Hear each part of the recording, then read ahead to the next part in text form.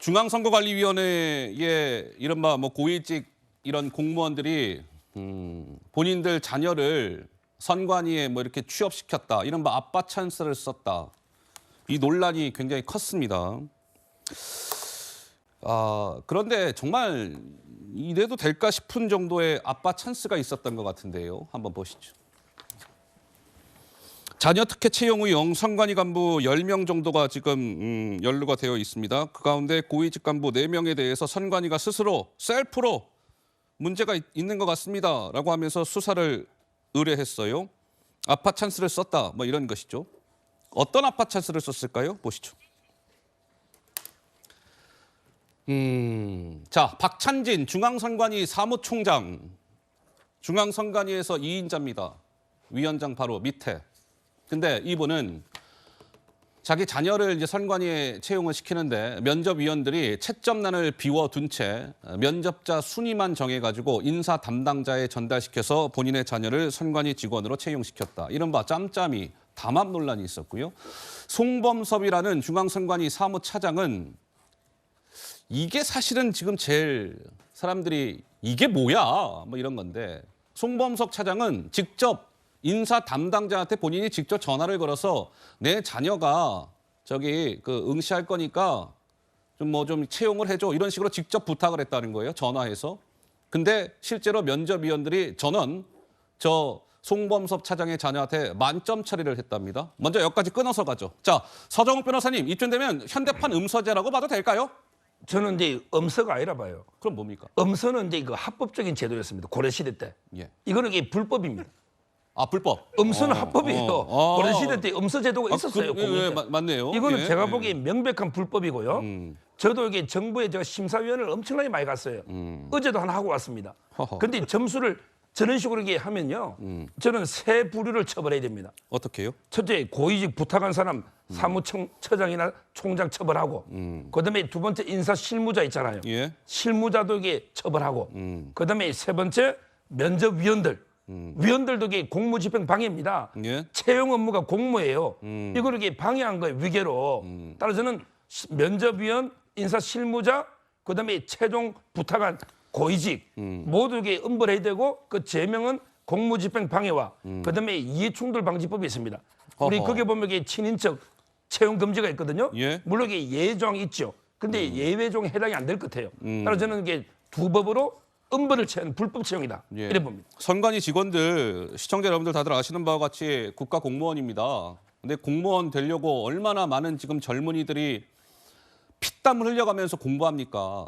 그런데도 공무원 되기 쉽지 않아요. 근데 고위직 선관위 공무원으로 있으면서 내 자녀가 응시할 거니까 잘 좀 봐줘, 이런 취지로 얘기해서 실제로 채용이 됐다? 글쎄요. 또 다른 케이스가 있습니다. 보시죠. 신우용이라는 제주도 선관위 상임위원은 인사 담당자들이 신 위원 자녀가 응시했다는 사실을 알게 된 거예요. 그러자 신 위원과 함께 근무했던 면접위원들이 저 신 위원 자녀한테 어떻게 했다? 오케이, 100점, 만점 처리를 했다. 김정규 경남선관위 사무총장은 인사 담당자한테 이것도 마찬가지네요. 자녀 채용 응시 사실을 알렸다. 총무과장, 경남선관위 총무과장. 인사 담당자의 자녀 채용 응시 사실을 알렸다. 면접위원 4명이 5개 평가 항목에 모두 같은 점수를 줬다. 이렇게 해서 아까 2명, 이렇게 2명 해서 선관위가 셀프로 수사 의뢰를 했다. 이런 것이죠. 자, 이번에는 상황이 이쯤 되자 감사원이 나섰습니다. 먼저 영상이 하나 준비되어 있습니다. 잠깐 보시죠. 지금 감사원이 중립성과 독립성, 전문성에서 심각한 훼손 또는 역량의 약화가 있다라고 생각하시는 거죠? 지금 오히려 바로잡아가고 있다고 생각하고 있습니다. 그동안 훼손된 거를 바로잡고 있다고 지금 생각하시는 거죠? 생각하는 게 아니고요. 실제 그렇습니다. 어떤 방식으로 감사원의 중립성, 독립성, 전문성이 훼손됐다고 생각하십니까? 구체적으로 여기서 감사명을 거론하지는 않겠습니다만 정상적인 길을 갈 수가 없을 정도로 압박을 하기 때문에 어려움이 많았습니다. 특정 5만 가지 그런 너저분한 압력도 있었다고 분명히 말씀드렸고요. 자, 감사원이요. 이번 이 선관위의 자녀 채용, 이 아빠 찬스 이것과 관련해서 감사를 벌이겠다, 이런 겁니다. 그런데 유병호, 지금 방금 보신 영상에 등장해 있는 유병호 감사원 사무총장의 직속 부대가 나섰다. 타이거 부대라고 불린답니다. 감사원 내에서 타이거 부대, 타이거 파. 그러니까 핵심 감사 인력들이 타이거 부대라고 일컬어지는데 유병호 사무총장과 오랜 인연을 맺은 감사관들을 가리킨답니다. 타이거 부대, 타이거 파. 글쎄요, 구자홍 차장님, 감사원은 저렇게 감사를 벌이겠다고 하는데 선관위에서는 감사원 감사 못 받겠는데요? 또 이렇게 버티고 있다면서요? 네. 그러니까 이제 선관위가 헌법기관이라는 이유로 이제 감사원 감사를 좀 거부하고 있다 이런 얘기가 나오고 있는데요. 예? 그런데 이번 선관위의 그 아빠 찬스는 찬스라는 말로 이 허용될 수 있는 범위를 넘어선 것입니다. 심지어 우리가 그렇게 말이 많고 탈도 많았던 조선시대에도 상피제가 엄격하게 적용이 됐습니다. 세종대왕 때 이 상피제 규정을 적용해서 친족, 인척, 사촌 이내에는 같은 관직에서 근무하지 못하도록 하는 제도를 성립해서 그것을 굳건하게 지켜왔기 때문에 조선 왕조가 500년이나 장기 이 관료제가 유지될 수 있었던 겁니다. 예? 지금 대한민국은 임시정부 수립 이후에 또 그 해방 이후에 지금 70여 년 정도 됐는데 민주주의의 꽃이라는 선거가 얼마나 공정하고 객관적으로 잘 치러진다라고 많은 국민들이 인정하고 있었습니까? 그걸 주도했던 곳이 중앙선거관리위원회 아닙니까? 예? 그런데 그 공정이 채용 과정에서 무너졌다. 많은 국민들이 지금 실망하고 있습니다.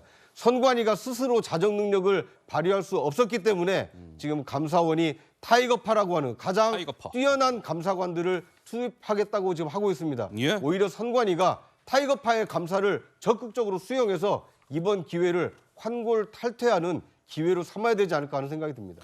알겠습니다. 많은 분들이 참 중앙선거관리위원회가 선관위가 저렇게까지 독립기관 아니겠습니까? 중앙선관위. 선관위는 선거를 관리하는 책임을 지는 곳인데 저렇게 채용 부분에 있어서 자녀를 채용하고 그랬단 말이야. 많은 분들이 실망스럽다. 이런 말씀들을 하시는 분이 많은데요. 이제 급기야 중앙선거관리위원회의 이른바 넘버원 중앙선거관리위원장이 있을 거 아니겠습니까? 물러나시오. 이런 목소리가 커지고 있습니다. 그런데 당사자인 노태학 위원장은 아직은 그럴 생각이 없습니다. 이렇게 얘기하고 있습니다. 들어보시죠.